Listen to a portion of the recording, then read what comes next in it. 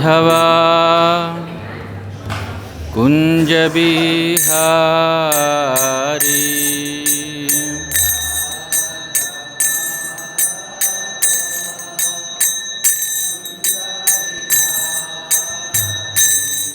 Jaya Radha Madhava Kunja Bihari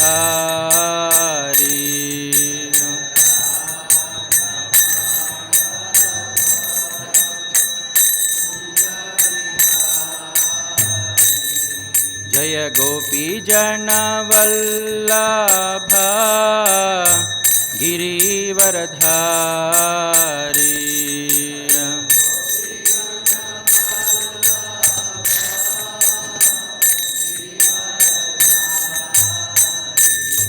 Jaya Gopi Jana Vallabha Girivaradhari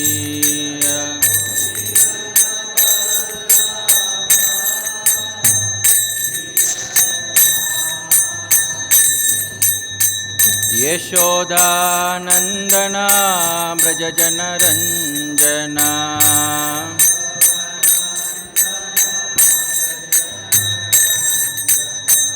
Yashodanandana Brajajana Ranjana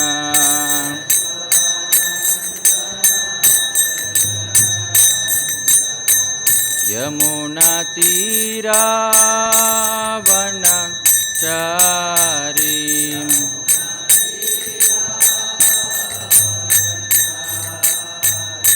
Yamuna Tira Vanachari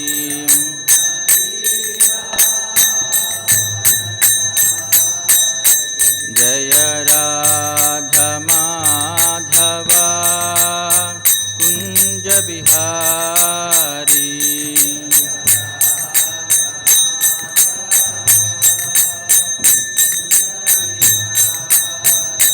Jaya Prabhupada Jaya Prabhupada Jaya Prabhupada Jaya Prabhupada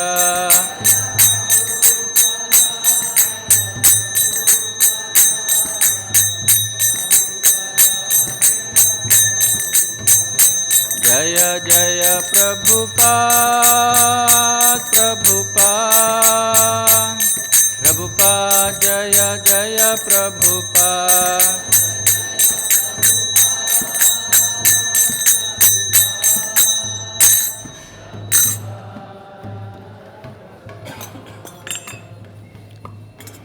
Jai Om Vishnupad Paramahamsa Parivrajakacarya Ashtottara Sata Shri Srimad His Divine Grace Śrīla Charnarvinda Bhaktivedanta Swami Śrīla Prabhupada Ki ISKCON BBT Sansthapakarya His Divine Grace Śrīla Prabhupada Ki Jai Om Vishnupad Paramahamsa Parivrajakacarya Ashtottara Sata Shri Srimad His Divine Grace Śrīla Bhakti Siddhanta Saraswati Thakur Śrīla Prabhupada Ki Ananta Koti Vaishnava Bhakta Vrinda Ki Namacharya Śrīla Haridas Thakur Ki Grantharaj Srimad Bhagavatam Ki Nitai Gaur Premanande. All glories to the assembled devotees. All glories to the assembled devotees. All glories to the assembled devotees. All glories, all glories, all glories to the lotus feet of Shri Shri Guru and Gauranga. All glories to Srila Prabhupada.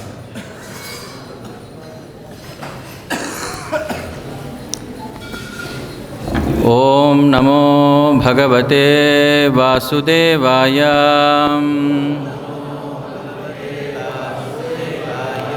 Om Namo Bhagavate Vasudevaya. Om Namo Bhagavate Vasudevaya.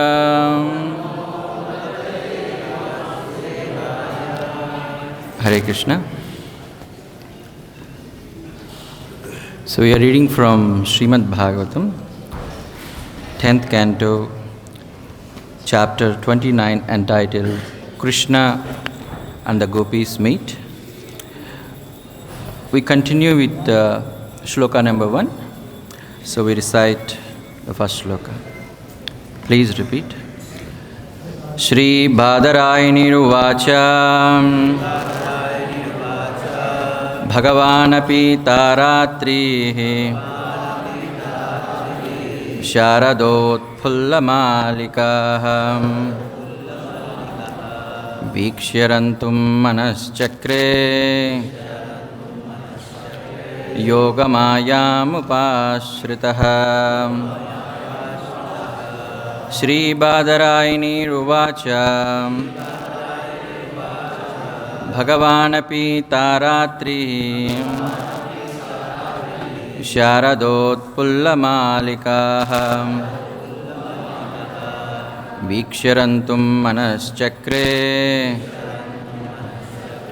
yoga-māyām upāśritaḥ Śrī Bādarāyaṇir uvāca bhagavān rātṛīḥ śāradotphulla-mallikāḥ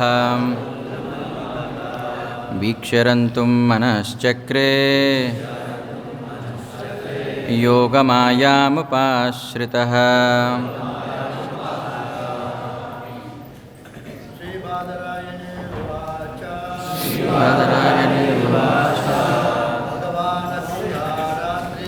bhagavān rātṛīḥ śāradotphulla-mallikāḥ vīkṣya rantuṁ manaś cakre yoga-māyām upāśritaḥ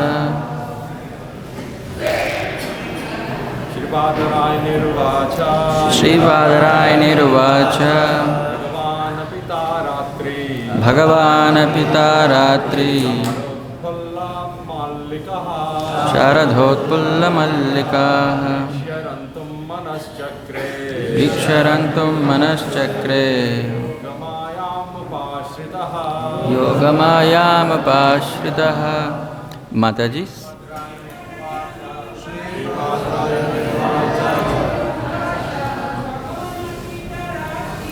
Bhagavān rātṛīḥ śārādotphulla-mallikāḥ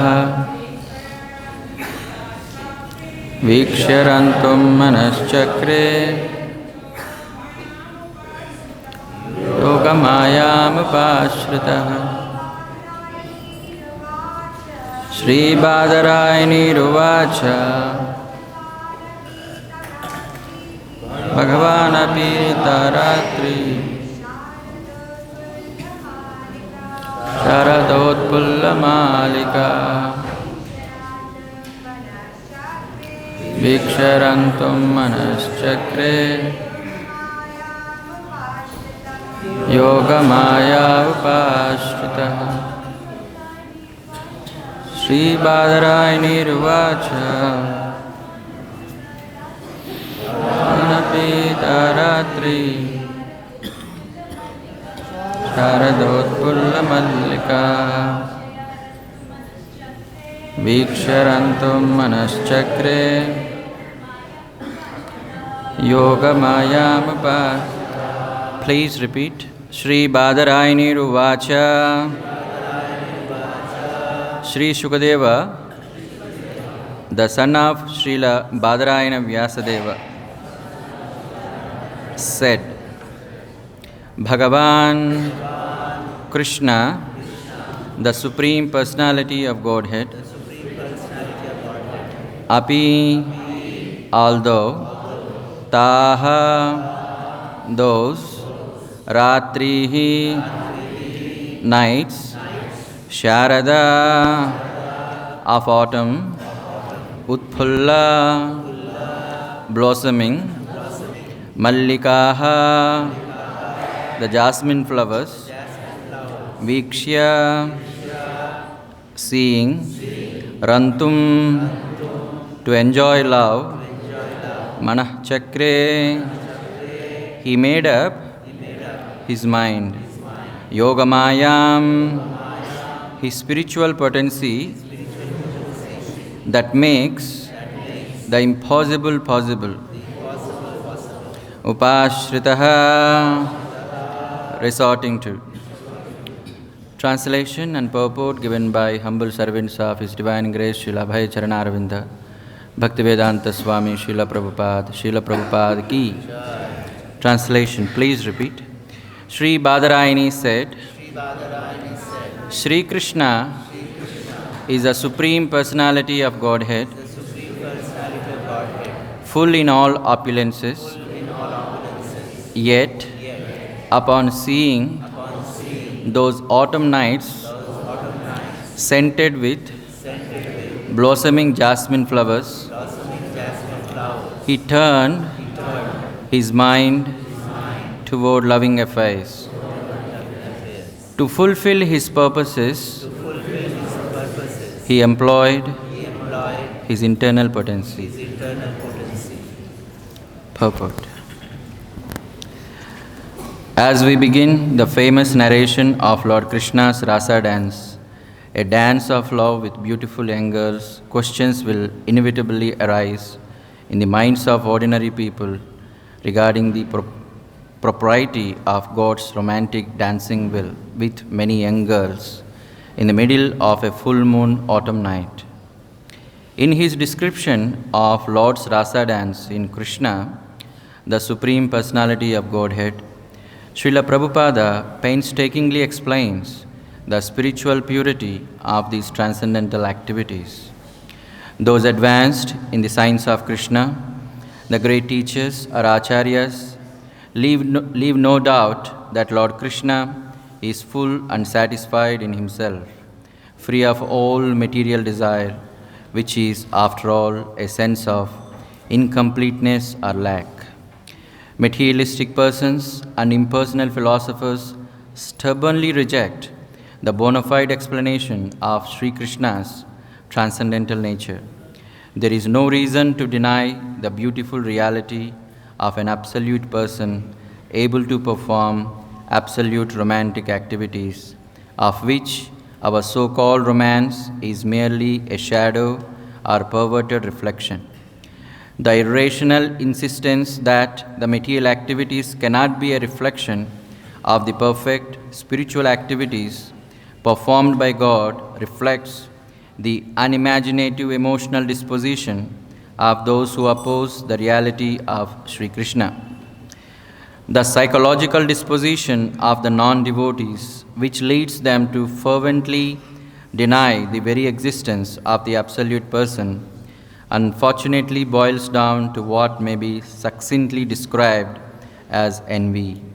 Since the overwhelming majority of the impersonal critics eagerly pursue their own romantic affairs, which they consider quite real and even spiritual. The actual supreme lover is Lord Krishna. The Vedanta Sutra begins by declaring that the absolute truth is the source of everything, and even Western philosophy was born in a somewhat awkward attempt at finding the original one behind the apparent many of material existence. Conjugal love, one of the most intense and demanding aspects of human existence, can hardly have nothing at all to do with supreme reality.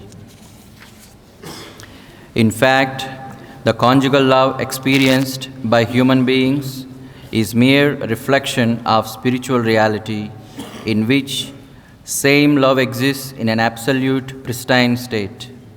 Thus it is clearly stated here that when Krishna decided to enjoy the romantic atmosphere of autumn, he resorted to his spiritual potency, yoga-māyām upāśritaḥ.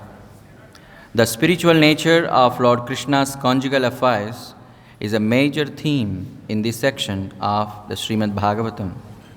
A woman is attractive because of the sweet sound of her voice, her beauty and gentleness, her enchanting fragrance and tenderness, and also because of her cleverness and skill in music and dance. The most attractive ladies of all are the young gopis of Vrindavan, who are Lord Krishna's internal potency. And this chapter tells how he enjoyed their brilliant feminine qualities, even though, as Srila Vishwanath Chakravarti Thakura has mentioned, Lord Krishna was an 8-year-old boy when these events took place. Ordinary people prefer God simply to be a witness of their romantic affairs.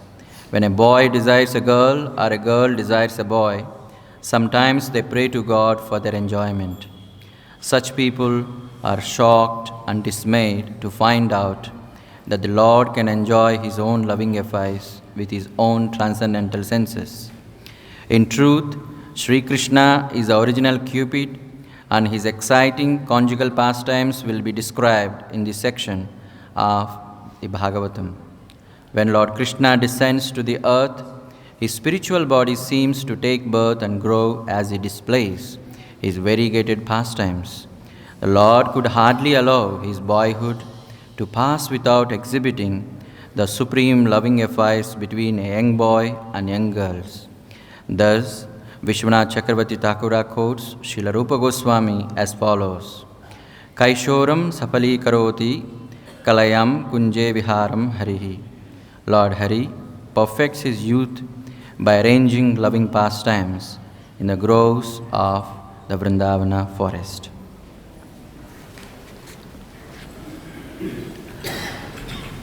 Om Jnanatimidandhasya Jnananjana Shalakaya Chakshuhu Unmilitam Yena Tasmai Shri Gurave Namah.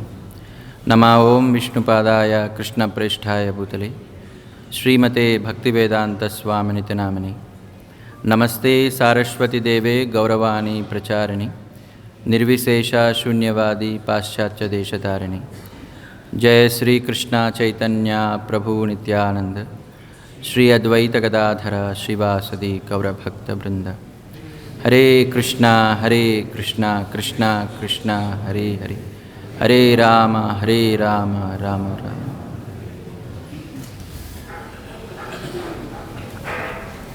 Hare Krishna. śrī-bādarāyaṇir uvāca bhagavān rātṛīḥ śārādotphulla-mallikāḥ vīkṣya rantuṁ manaś cakre yoga-māyām upāśritaḥ.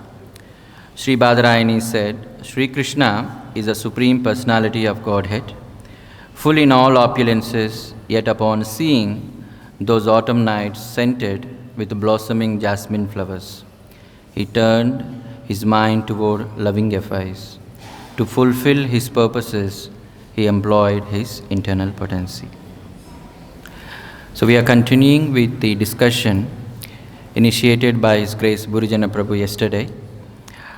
His Grace Burujana Prabhu covered up to I think first paragraph and some portion of second paragraph. Here, Śrī Śukadeva Goswami, Śrī Bādarāyaṇi is saying, Bhagavān api rātṛīḥ. Krishna is addressed as Bhagavan, as we know. Aishvaryasya samagrasya viryasya yashasya shriyaha jnana vairagyaschaiva sannam bhaga itingana. So Krishna has 6 opulences. Among all 6 opulences, first 5 are appreciated, wanted and sought after by materialistic people, like beauty, strength, wisdom, wealth, all those things. But the 6th Aishwarya of Krishna, which is Vairagya, is appreciated by Dhiras, or people who are on the path of transcendental knowledge. Even though Krishna is full of all opulences, Bhagavan, he is also very detached. He is very detached because he is Atma Rama. He is satisfied by himself.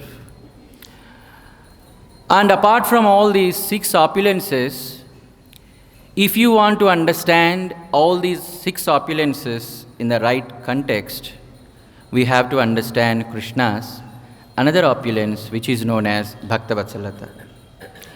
Unless we understand Krishna is very affectionate towards his devotees, all the opulences, including his Vairagya, cannot be understood properly.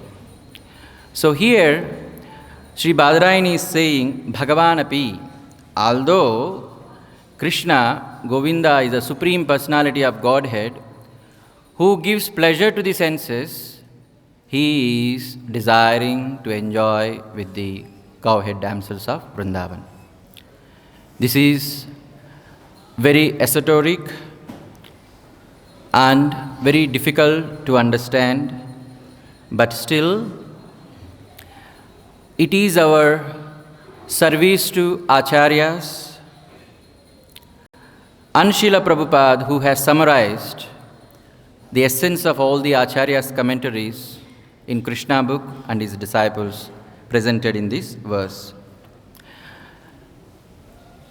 It is mentioned in the first canto of Srimad Bhagavatam that Krishna has full control over his senses.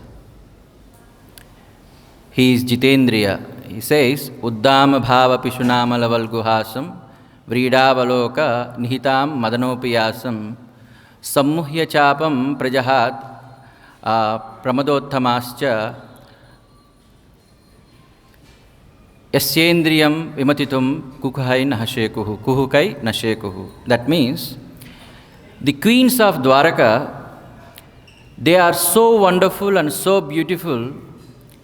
By their sidelong glances, they can even defeat Madana, Cupid. And Amadanaha means Lord Shiva. So, the Kamadeva, the Cupid, who actually incites material desires in conditioned living entities, he himself, in frustration, gives up his bow. But Krishna is least affected by whatever we have seen in the queens of Dwaraka. So, from this, the point I am trying to make is Krishna, although bhagavān, if you want to know his desires, it is very important to know him first. Srila Prabhupada, many times in the purports, he says that Krishna is absolute truth and whatever he does is on an absolute platform. Whether rasa dance with the gopis or his creation through Mahavishnus. A pure devotee doesn't distinguish any difference between Krishna's creation through his expansions of Mahavishnu or his rasa dance with the gopis. Like His Grace Burjana Prabhu was mentioning yesterday, that how can we understand the complete transcendental subject matter of these intimate pastimes of Krishna with the gopis using our mundane intelligence? So, it is only possible by the mercy of Krishna. It is only possible by the mercy of Krishna.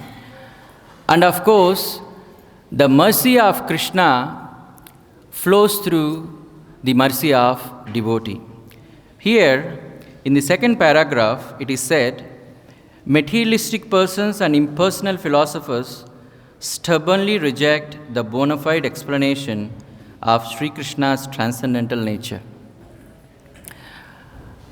At the end of this Rasa Panchadhyaya, in the 33rd chapter, Śukadeva Goswami gives the Falashruti. He says, by understanding Vikriditam Brajavadhubhi Idam Cha Vishnoho means the origin of all Vishnus, Krishna's pastimes with the Vrajavadhus, particularly the sporting pastimes. What happens is, the pure devotional service is granted.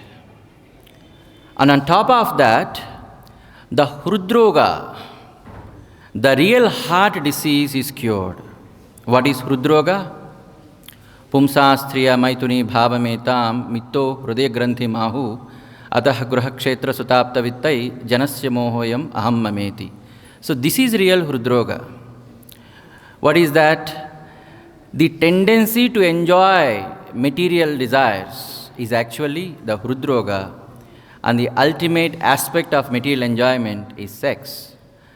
But when we have faculties which can't be used in enjoying that desire, then we resort to name, fame, and adoration, distinction, etc. So here, the purport says, materialistic persons and impersonal philosophers. There are three different types of non-devotees or materialistic persons, including impersonal philosophers. He says, Bhukti, Mukti, Siddhi, Kami, Akali, Ashanti, Nishkama, Krishna Bhakta, Atayeva Shanta. Only a Krishna devotee is a Nishkama, because Krishna, as we discussed, he cannot be agitated by any, because he has complete control over his senses. Rather, he is the master of the senses. Similarly, devotees who take shelter of Krishna, they also conquer the senses. So, bhukti, mukti, siddhi. Who are these bhuktis? People who want to enjoy this material world to the extent possible. These are people are called bhuktis. Muktis means when they get frustrated in this material enjoyment, what they do? They stop the material activities and they try to speculate what is the reason for their frustration. Once they find the frustration, then what happens? They can't go anywhere. They fall down to this material world. As explained in the 10th canto, Iyanye Aravindaksha Vimuktamanina Tvayi Astabhavat Avishuddha Buddhayaha. Avishuddha Buddhayaha means, so there are two kinds of people in a broad sense. One thinks that he can live happily without Krishna. Means, without rendering service to Krishna, just enjoying his senses, he thinks he will be very happy. These people are called bhuktis, means materialistic people. And the second category of people, they think they can become happy by becoming one with Krishna. So this category of people, they are more dangerous than the bhuktis. Why? This is considered the last snare of material illusion. At least a person who is trying to enjoy his senses sincerely, when he comes in contact with a devotee, his enjoying spirit may be volatile in service to Krishna, because he thinks he can get more enjoyment in service to Krishna. But the second category of people who think that by becoming one with Krishna, they can live happily, this is more dangerous. And the siddhis, the yogis. The problem with the yogis is, if they don't get distracted by the byproducts of the process, they will continue further to the realization of Paramatma. And once they realize this Paramatma and take association of devotees, then there is a chance that they might become pure devotees. But the problem is the distractive nature of these siddhis is very dangerous. So when we say non-devotees means, here devotee refers to pure devotee. When we are performing bhakti, we perform bhakti in different modes and different tendencies, basically called Mishra Bhakti. So when we perform Mishra Bhakti, these tendencies of impersonalism and these tendencies of material enjoyment could also surface in our devotional service. How materialistic tendency will surface in our devotional service? Because we expect some return from devotional service to Krishna. Because Krishna is independent and he knows how to reciprocate it, when we have this motive to expect some return from devotion to Krishna, then our devotion may be interrupted. When our devotion is interrupted, then you have the chance to get attracted by Maya. When you get chance to get attracted by Maya, then what happens? You go further 5 centimeters and you go down 20 centimeters. So net result is 15 centimeters downward. So you always be in a fallen state. So that's why if you are in the association of devotees, your motives may be moderated. Your motives may be moderated. And the impersonalism also could surface in the practicing devotees. Then you might think, we are personalists, we are worshipping the Archamurti, and we accept Krishna as a form, how could impersonalism can actually surface in the process of devotional service? The concept of impersonalism means we have a kind of idea about a Vaishnava or Krishna. We expect a Vaishnava to behave according to the mindset that we have developed towards that Vaishnava, or even Krishna. So we expect Krishna and Vaishnavas to reciprocate with us the way we have actually prepared our mindset. So having a fixed frame of understanding even about Krishna or Vaishnavas, it's a kind of impersonalism. Impersonalism means you are not recognizing the dynamic nature of thinking, feeling and willing. That is the basic aspect of personalism of bhakti. So that's why these materialistic tendencies and impersonalism also could surface when we are practicing sadhana bhakti. But of course, as His Grace Bhurijana Prabhu said, the only thing that what we have to do is simply hear about these pastimes. And how do we have to hear these? And explained in the Falashruti of the 33rd chapter, he says, Shraddhanvita anushriyat. Shraddhanvita means with faith. We should hear with faith. How do we know that we are hearing with faith?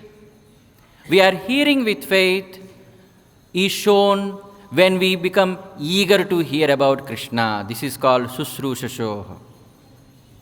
Some people hear because it might be an obligation, but when you have eagerness to hear about Krishna, this actually will lit up the fire of devotional spark within our hearts.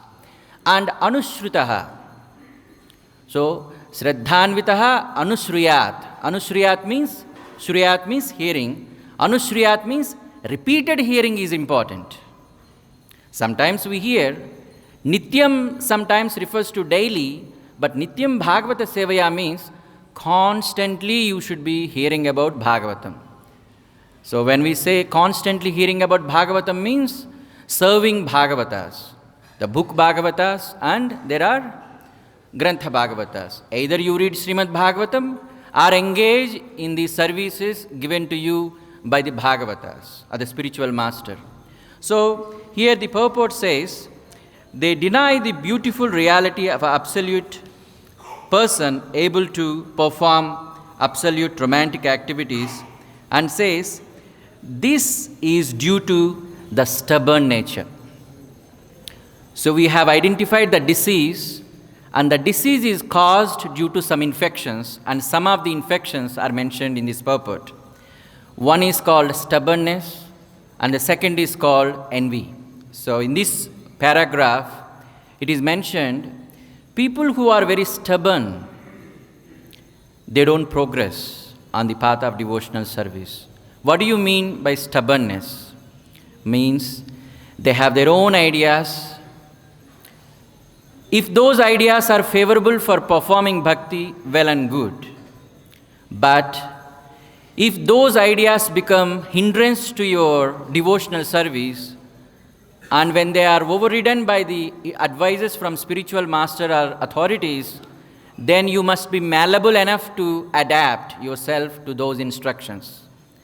So simply becoming stubborn will not make us progress on our path. So this malleability is very important in devotional service. Gold is very valuable. Why? It has very less affinity to be degraded by material things or the nature. And the second thing is its malleability. You can transform gold into finest ornaments, so malleability. A devotee should be malleable. Snigdhasya sishyasya means you should be so submissive to your spiritual master and the authorities that they can mold you in any way according to their desires. This is very important. It is our great good fortune and a great spiritual asset to dispose ourselves to be molded by the will of Vaishnavas is actually our wealth. If someone says who is a rich Vaishnava means who has this disposal nature towards his Vaishnavas, then we can make our life successful. So His Holiness Srila Sachinandan Maharaj says in Living Name, he says two important things which are very profound. One, he says, we should always expose ourselves to the guidance which is obviously available through Krishna or through devotees. Isn't it? Krishna, he is giving instructions through the heart all the time. Sarvasya chaham hridi sannivishto mattah smriti jnanam apohanam cha. But our material desires, background noise is too much that we can't hear what Krishna is saying. That's why the external manifestation of Krishna through spiritual master, actually we can hear. So, we should always be available to receive this guidance, which is always available, provided you want to take that. Isn't it? When Vyasadeva was remorse, he didn't know perfectly the cause of his lamentation, but still he was very sincere in his lamentation, so that sincerity attracted his spiritual master, isn't it? Narada Muni came and identified the problem and also gave the solution. And the second thing Maharaj says, we should be patient enough to tolerate the ups and downs in the course of executing those instructions available in the form of guidance from these Vaishnavas or Krishna. Sometimes we accept instructions, but we actually follow to some extent, then after that we give up because it becomes too much. But we should be patient enough. You know why? When we have this phala mentality, means fruitive mentality, we have the tendency to give up our services very quickly because we try to enjoy the outcome of our services. What is outcome of service? Outcome of service means the result. So if you don't get the good result, then you may be discouraged. If you get the good result, you may be encouraged. But it's not that always you get the good result from your activity. Because in devotional service, one thing we should remember always that Krishna and his representative, they are in full control of your services because they are the ones who have given you the services. We should never forget that. And when we get these services, we will be equipped with the resources or the skills also. The skills that Arjuna had to fight the battle, he didn't have before he took Krishna's shelter, isn't it? Because he was lamenting. But then what happens? Then this yogic mentality comes in when we utilize the skills awarded by Krishna and Guru in performing services, then we become sidetracked in these things. But these skills, different living entities or different devotees might come with different skills. Someone can speak very well, someone can sing very well, someone can be a great scholar, but these skills will go with the time. When you become very old, 90, 95, these skills will never be available for you to execute. Just like Arjuna, when he was coming back from Dwaraka, he couldn't even defeat few people, but he was the one, famous Arjuna, won the entire Kurukshetra battle. So what we have to understand is, when we become available to the guidance of Krishna or his devotees, and we should be patient enough to understand that the outcome is subjected to them because they are the ones who have given the services and the abilities to perform these services. So that is the stubborn nature. And in the third paragraph, it says, the materialistic tendency, it boils down to envy. It says, the fervently deny the very existence of the absolute person unfortunately boils down to what may be succinctly described as envy. So this is the second infection of the heart disease, Hridroga, that we have discussed. Of course, there are many infections, But this envy is sum total of all the anarthas. We have 6 anarthas, and the last anartha is envy. So this matsarata is a sum total of all the remaining 5. So it is very nicely described in Srimad Bhagavatam, how can we come over this nature of material existence which boils down to envy. When we boil down the milk, what happens? You can make cream, isn't it? So when you keep boiling the milk, what happens? You can make peda. So the essence of the milk is the cream in that sense. So the essence of the material existence is basically envy. From an ant, even up to the position of Brahma, we can actually manifest this in different degrees. But when we become completely sterilized, then what happens? We become eligible to go to Vaikuntha, where there is no envy. Because of our envious nature, we become anxious. Anxiety strikes us the moment when we become envious. And it's not that we don't have envy, but sometimes it doesn't surface and sometimes it surfaces. But this anartha will be there because we have assumed the body of this material existence. So that's why we should always be cautious in our dealings in the material world, even though you have perfected bhakti. As Prahlad Maharaj says, Trastosmyaham krupanavatsala dussahogra samsara cakre kadanad grasatam pranitaha. He says, he is not afraid of the ferocious form of Nrsingadev, but he is afraid of something. What is that? At any stage I may become victim of the material nature, which is a cause of samsara. How? He has seen practically his father, isn't it? How powerful his father. Simply he got destroyed because he has this tendency. So we should be very much afraid of that. Prabhupada says, my followers are not sufficiently afraid of Maya.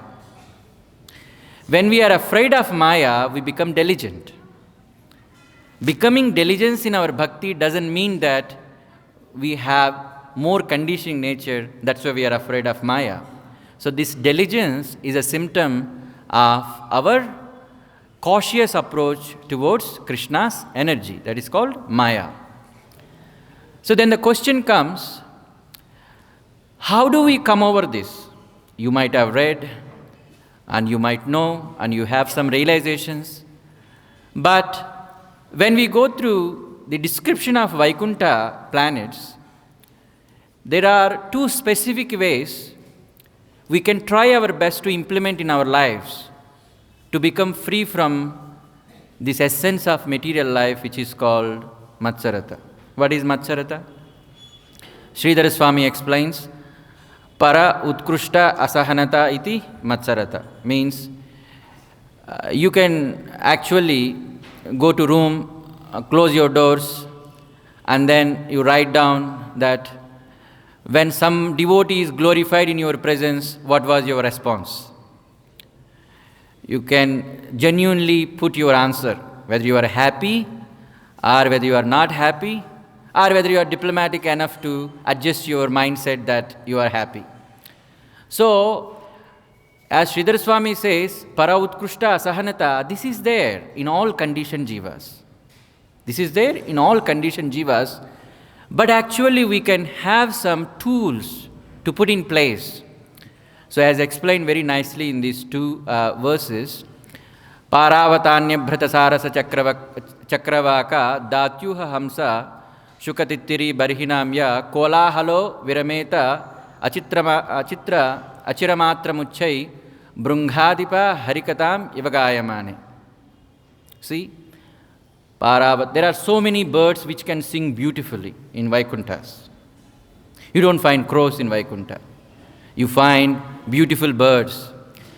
But when they see a Brunghadipa means, Adipa means king. The king of bumblebee, when he says bzzz like that, it's not a song. That is why it's called yoga-māyām.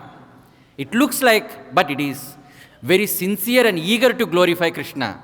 Then what happens? Kolahalo virameta achiramatram means they stop all their glorification of Krishna. You see? That means when some devotee is very eager to engage in service of Krishna, even though you have so many faculties, excellent faculties apart from the devotee, but still we should give opportunity to that devotee. Like Mahaprabhu demonstrated. When he was having darshan of Jagannath ji near Garudastambha, one tribal woman, she was so eager to have darshan of Jagannath that she didn't know upon whom she was climbing. She just, climbed onto the shoulders of Mahaprabhu, and then she had darshan, and Mahaprabhu, he was in tears. He said, my life became successful because I became an instrument for an eager devotee. So this eagerness is a price to purchase Krishna. Just like Brunghadipa, Harikatham, Yoga-māyām. So what is the point? As per the structure allows, because we have an organization, we have a structure. As per the structural rules permit, if any devotee is eager to perform certain service, we should be facilitating that service, because that facilitation will actually increase our delegation power towards the devotee or others. This is important. And the second aspect mentioned in the Bhagavatam, the next verse, he says, the verse, Mandara Kunda Kurabotpala Champakarna Punnaganaga Bakulambuja Parijataha Gandherchite Tulasika Bharanena Tasya Yasmin Tapaha Sumanaso Bahumanayanti. There are transcendently fragrant flowers you have in spiritual world. But when they see Tulsi Maharani, because Lord always has a flower garland and Tulsi. But when these fragrant flowers see Tulsi, they are conscious of the austerities performed by Tulsi. Without Tulsi, you cannot do any service to Krishna, because Krishna doesn't accept. Why she got that privilege? Because of Yasmin Tapaha, means of her great austerities. Nothing comes for free in our bhakti. Without austerity, nothing comes. Because Tulsi Maharani has performed great austerities, she got the privilege of this. And every fragrant flower is conscious of this austerity. So, there are many devotees go through different austerities when we are in the association. And we should be conscious enough to recognize the austerities observed by these devotees. Most of the times we get into problem because we don't appreciate how much work they have done. Appreciating the austerities that devotees go through and facilitating their services, we can become free from this envy, which is actually a boiled down product of material nature.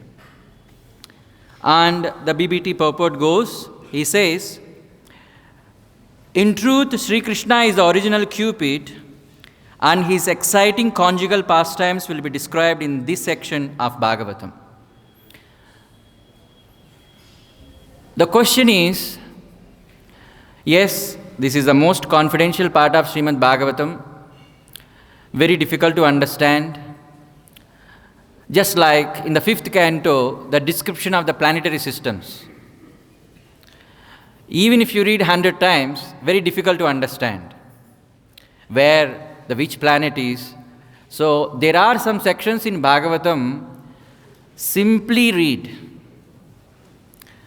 That giving oral reception to that actually elevates us to realize, because that invokes Krishna's mercy. How? By reading Srila Prabhupada's purports or his disciples' purports, then what happens? We actually do service to great Bhagavatas, isn't it? What is the greatest service done to a devotee? You can give food, you can give clothes, you can give dakshina, but the greatest service that you can do to a Vaishnava is, when they glorify Krishna, nicely hear that. This is called the greatest service performed by a devotee. So when we sincerely read Srila Prabhupada books, we actually render service to Srila Prabhupada. And when we serve Srila Prabhupada, obviously when he is pleased, then Krishna will obviously be pleased. That's why, to demonstrate the principles of Bhagavatam, particularly this Rasa Panchadhyaya, Lord Krishna has manifested as Sri Chaitanya Mahaprabhu. Without Sri Chaitanya Mahaprabhu, we cannot understand Radha Krishna. At least this much we should be confident enough. Radha Krishna Pranay Vikruti Hladini Shakti Rasmat. That means the part of Bhagavatam which could be misunderstood by people is actually demonstrated by Lord Chaitanya Mahaprabhu in a digestive form. Isn't it? If mother has two children, one child is a few days baby and other child is 3 years old, for other child she gives halwa. And this child, for few months old, she gives only milk. She can't feed halwa because this baby cannot digest. So, but if you put this halwa in front of 3 months old baby, then what happens? You should not eat. Or some expert person should come and then make this item digestive by this baby, isn't it? But he should simply wait until he turns to few years old so that he can eat halwa. Similarly, Bhaktivinoda Thakur says in his Jaiva Dharma, there are different pastimes. The Sankirtana pastimes that Lord Chaitanya Mahaprabhu had with his confidential devotees in Srivas Angan, that is non-different from Rasa dance. That is considered the Rasa Sthali. So, our Krishna consciousness movement has its origin there because the Nama Sankirtana is originated from there. That means, if you want to participate in Rasa dance, it is important to engage in the services of ISKCON, isn't it? Because this is also Sankirtana movement. And Sankirtana movement is non-different from Krishna's Rasa dance, as Mahaprabhu inaugurated at Srivasangan. So, serving the mission of Mahaprabhu in the association of devotees is same as participating in Krishna's Rasa Krida. So, we should not simply jump beyond the jurisdiction of Mahaprabhu's philosophy and go to this Rasa Panchadhyaya to relish the Krishna's pastimes with these gopis. Yes, we may become eligible by the mercy of Lord Chaitanya, as mentioned in the purport. Impossible things can be possible, isn't it? What is that verse? Duskuram. In Chaitanya Charitamrita, at the beginning it is said, if you have mercy of Lord Chaitanya Mahaprabhu, impossible things become possible, and possible things become impossible. What is impossible? Understanding these esoteric pastimes with our mundane abilities is impossible, isn't it? But if we have the mercy of Lord Chaitanya Mahaprabhu, then you can understand. What will you do after understanding? Simply engage services given to us by Srila Prabhupada in this moment. That's it. That is the essence. So with this mood initiated by His Grace Bhurijana Prabhu, we try to discuss some of the aspects of this purport. I would like to stop. If there are any questions or corrections or comments, I request the devotees.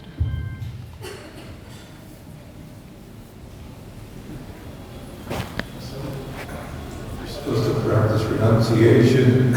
Lord Chaitanya, though, showed great love for his mother and the devotees.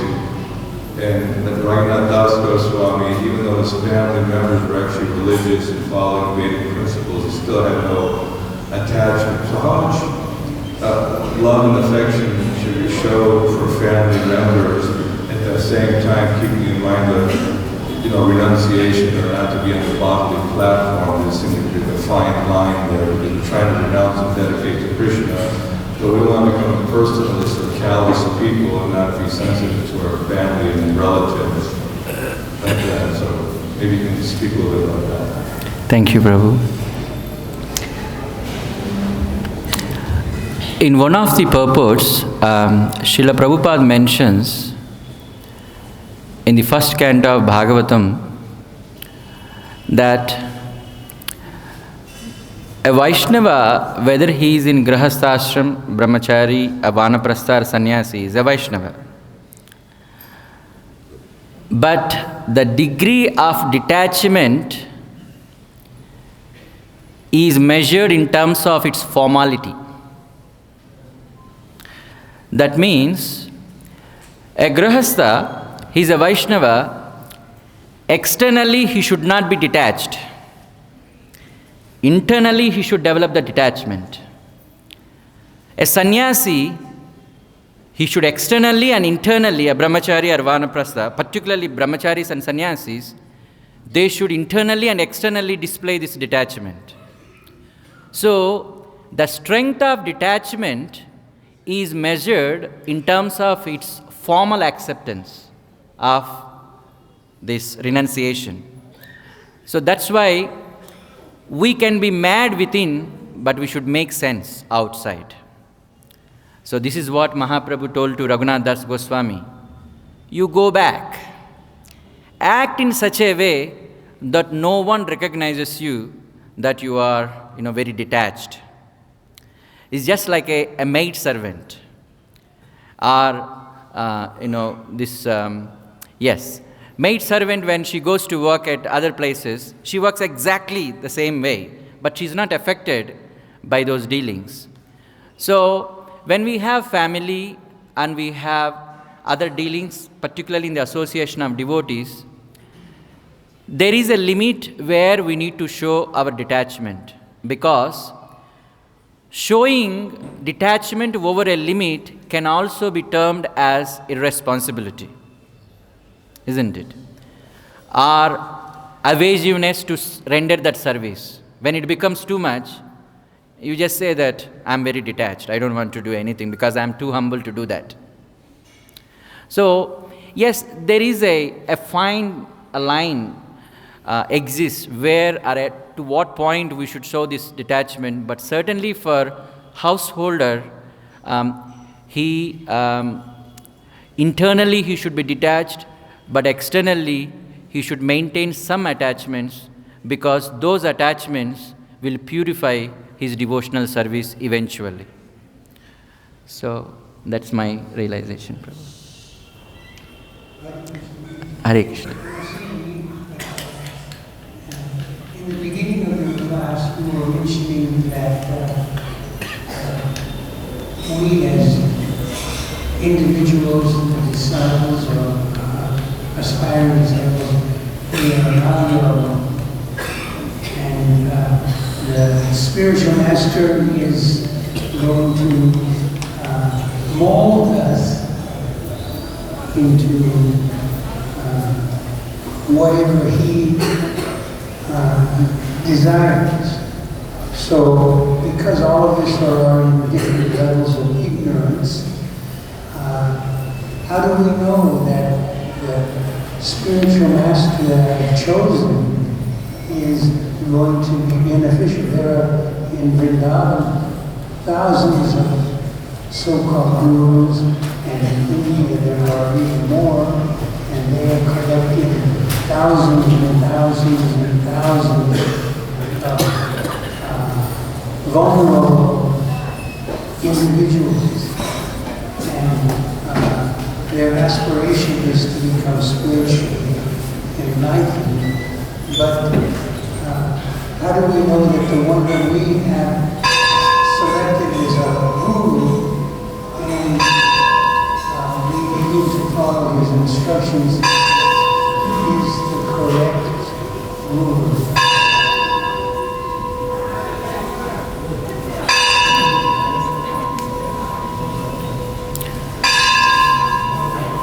We will wait until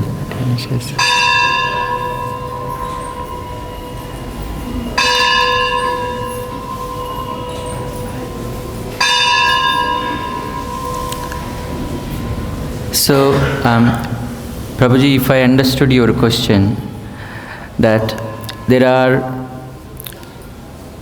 many devotees who are trying to progress on their devotional service, but there are many gurus, and how do we know that they are following the instructions of the guru and engaged in those services as chosen by spiritual master, isn't it? Is that your question? Or My question is, can you please speak louder? if they choose someone as a spiritual master and they do what that spiritual master has instructed them, the byproduct of their service should be that they are being spiritually elevated. But this is not always the case. So, how do we know how to choose a spiritual master?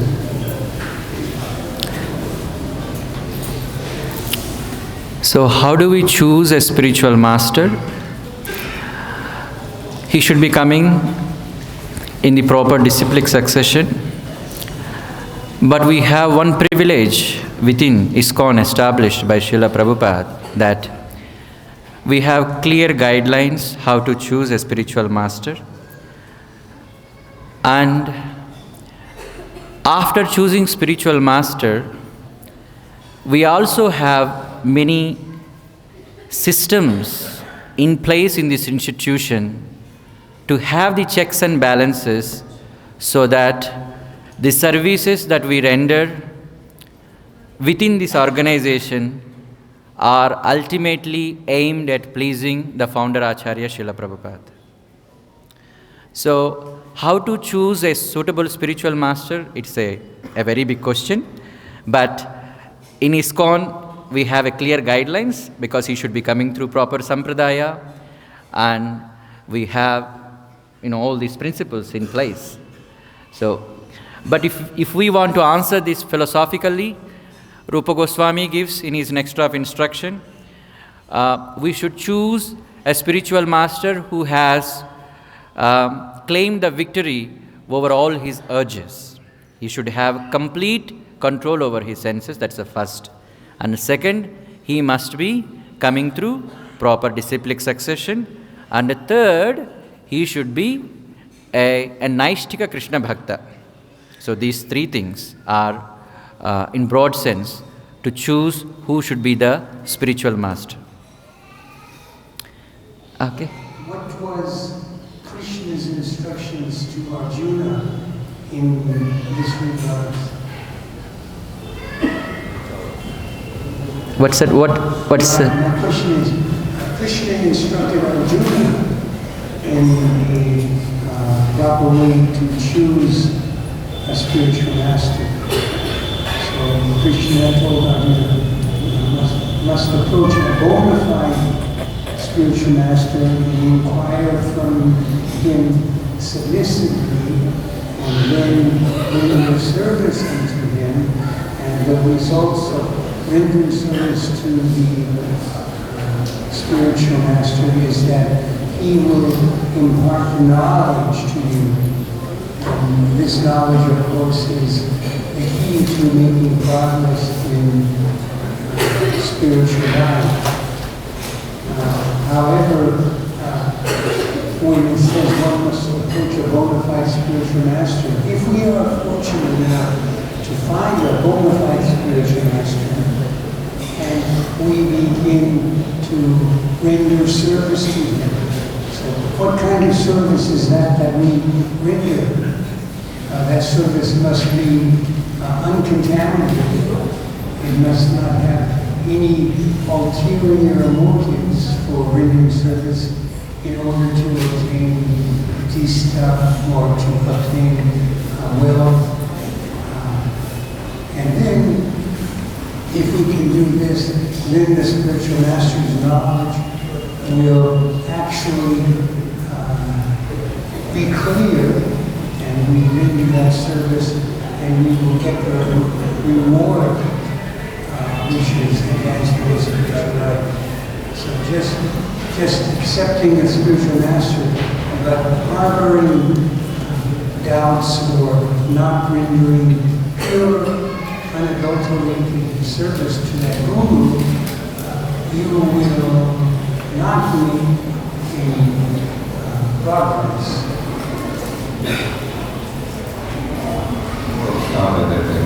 Sorry, Prabhu. It's just more of a comment. Okay, thank you. Any other questions?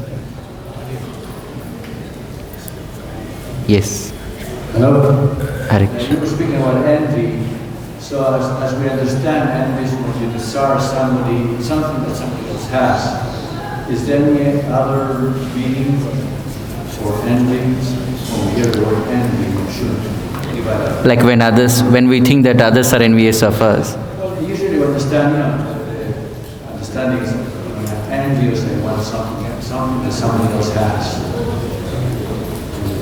That's the general understanding of envy. So here in the devotional service, we speak about not being envious. So if there's some other aspect of envy besides desiring something that somebody else has and you don't have.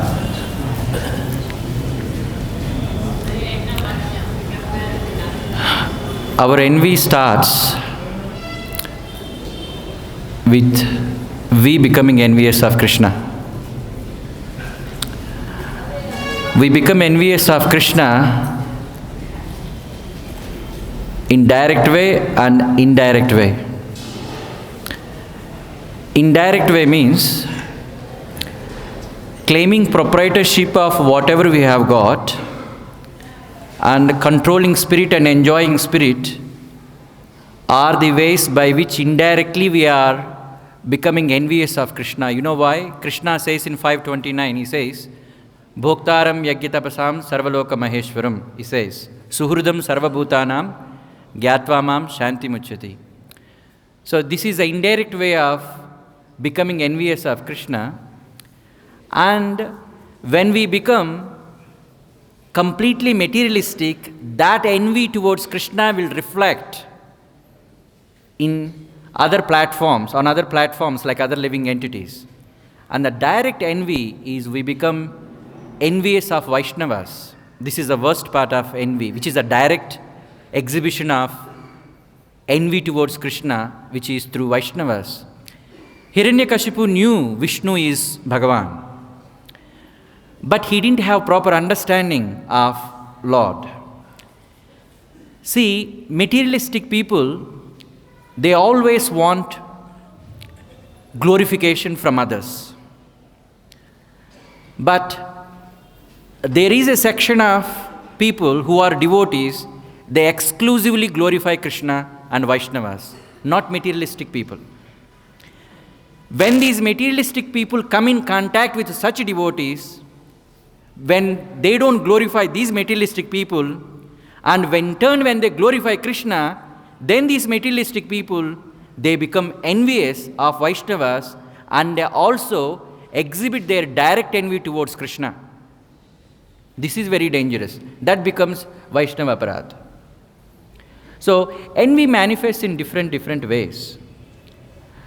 But the ultimate definition of envy, which includes the sum total of all other aspects, is what given by Sridhar Swami. Para utkrishta asahanata iti matsarata. Means when we can't tolerate people becoming happy or going up, that is basically called envy. But in devotion, that is absolutely nil, expected to be nil. That's why Mahaprabhu, he says to Amogha, the son-in-law of Sarabham Bhattacharya, he says, when he was very envious of Mahaprabhu and critical of Chaitanya Mahaprabhu, he got infected with this deadly disease, cholera, and he was on the deathbed, and Chaitanya Mahaprabhu put his lotus hand on the chest of Amogha and he said, my dear Amogha, as long as you have envy in the heart, Lord will not reside. But this anartha also has to be cleared by Krishna. See, ultimately, our philosophy boils down to how to get mercy of Krishna.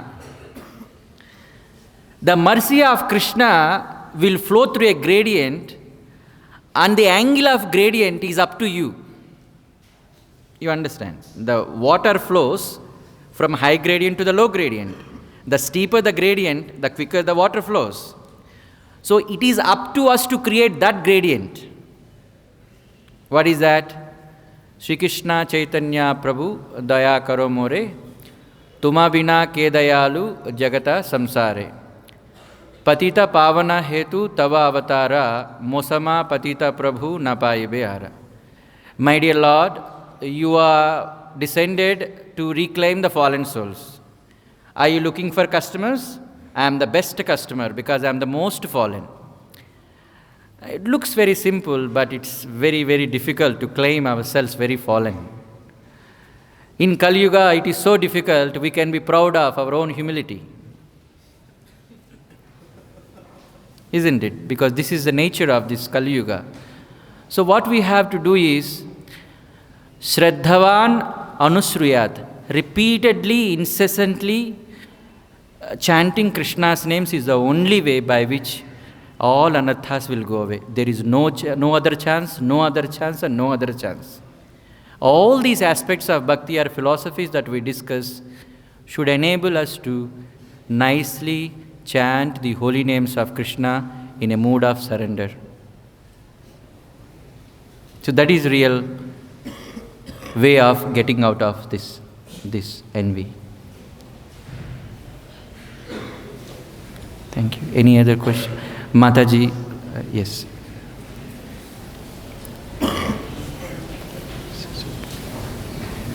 It's the last question. Okay. Yes. Can she get a microphone? It's the last question.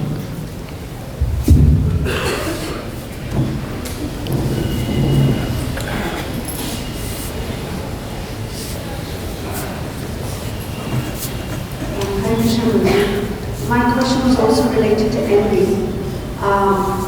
You said many wonderful things about envy, that when we're not happy seeing others advancing. So I think my question is that, this envy is like twofold. Sometimes one may become envious of others, or they may become a recipient of envy. So could you kindly comment in both cases how a devotee should be internally, mentally, spiritually, favorably situated in both situations? Very good question. Two things can happen when we become envious of others and when we become recipient of others' envy.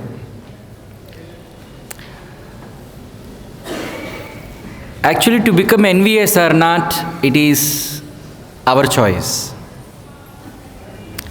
Sometimes we say, in a very humble way, that others are very envious of me. That shows how proud we are, isn't it?